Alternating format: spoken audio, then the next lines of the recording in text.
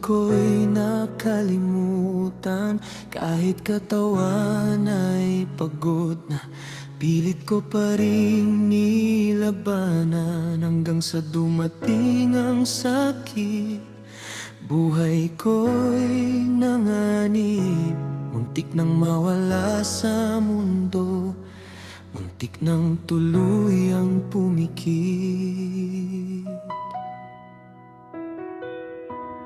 Dahil sa aking karamdaman, trabaho ko'y nawala, pati pangarap at kabuhayan tila naglaho na bigla.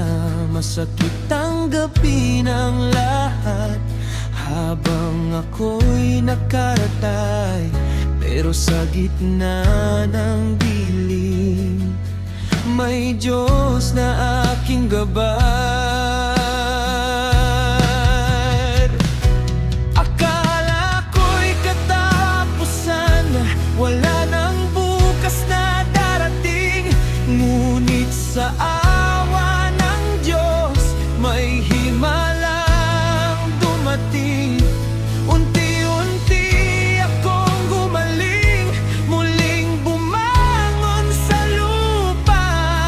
At ang dating nawala sa akin, muling kanyang ipinagkaloob. Sa awa ng Diyos, ako'y gumaling. Sa gitna ng pagsubok, siya ang aking kapiling. Nawalan man ng trabaho, hindi niya ako pinabayaan. Muling binigyan ng lakas, muling binigyan ng pagkakataon. Ngayon'y nagtatrabaho, ngunit iba na ang pananaw. Hindi na kalusugan ko'y susugal para lamang sa trabaho. Bawat araw na dumaraan, aking ipinagpapasalamat, dahil ang buhay na hawak ko'y biyayang galing sa iyong kamay. Ngayon may trabaho na muli, may pag-asang nasisilayan, pero natuto na akong huminto kapag katawan ay napapagod na. Hindi ko na kalimutan ang aral ng aking pinagdaanan, na ang buhay ay mas mahalaga kaysa anumang kayamanan. Salamat Panginoon sa pangalawang pagkakataon, sa buhay na muntik nang matapos. Binigyan mo ng bagong direksyon. Kung dati puro trabaho ang nasa puso't isipan, ngayon ikaw at buhay ko'y hindi ko na papabayaan.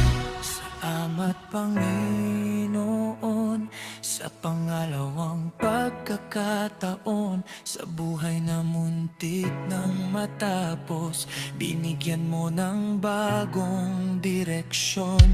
Kung dati puro trabaho ang nasa puso't isipan, sa awa ng Diyos, muli akong nabuhay,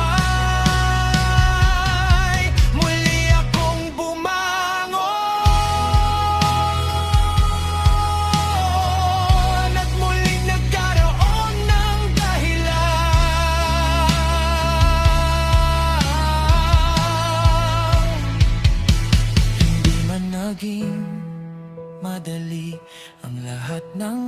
aking pinagdaanan, ngunit bawat sugat ay naging aral, bawat luhay naging dahilan. Ngayon sa bawat araw na ako'y muling nagigising,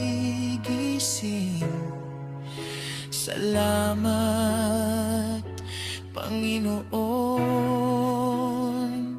dahil binigyan mo pa ako ng pagkakataong mabuhay.